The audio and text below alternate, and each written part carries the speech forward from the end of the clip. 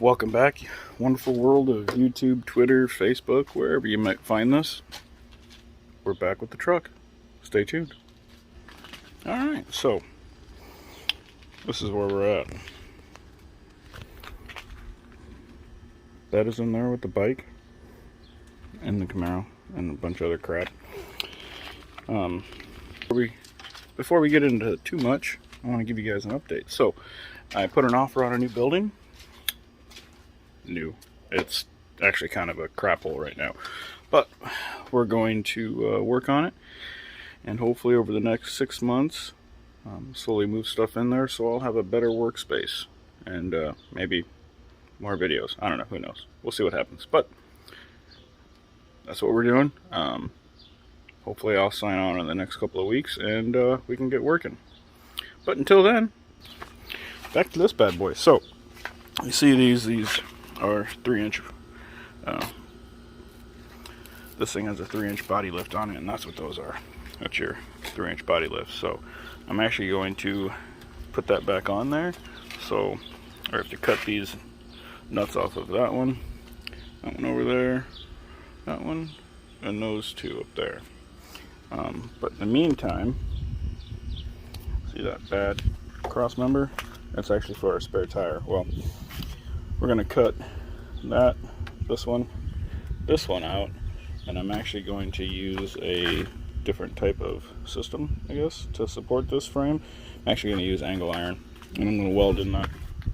I don't need a spare tire. It's going to be mounted in the bed, so we're going to put new shocks on it, and this main support beam for the fuel tank is going to get replaced.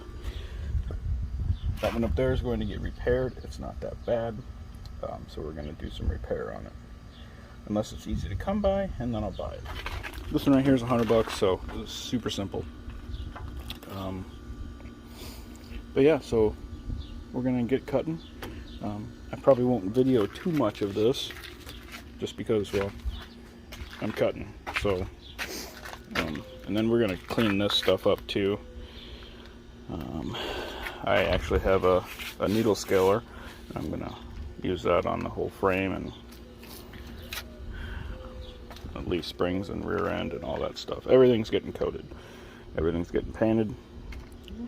Chrome bumpers are rusty, so those will eventually get replaced. But for now, we're focusing on this frame, and then we're going to do brake lines and fuel lines, because in the middle of all this, that gas tank does have to drop, so we're going to pull that down. And then, as you can see, these rubber bump stops are in poor shape,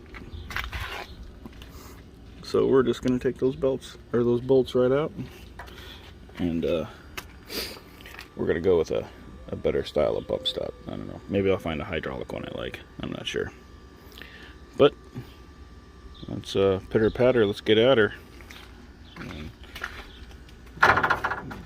Ghetto ass brake line, and you can see how big that hole is in that frame that we're going to have to repair right there. And I'm actually going to, I'll show you. Walk my ass around. So it's okay right here. So we're gonna cut right here. We're gonna cut right here, about to that hole right there, and we're gonna square that in. And then I'm gonna do the same. Well, it'll already be cut, but I'm actually going to layer it on the inside a little bit. So where I cut right here, on the inside I'm gonna have a plate that comes to right here, and then it'll come farther over here to give it a little more structural rigidity. And I'm actually going to box in most of the frame too back there, so all that back there is all going to be boxed in, and that's the other reason why we're removing those cross members, because, well, they're going to be in the way. Obviously right here we can't really box in, but we'll come up to it on either side. Same thing on that side. And we're gonna stop the boxing probably probably right here. So I'm only going to box in the rear half of the frame. But I'm going to get cutting these guys off so I can make some progress. All right, I'll be back, guys.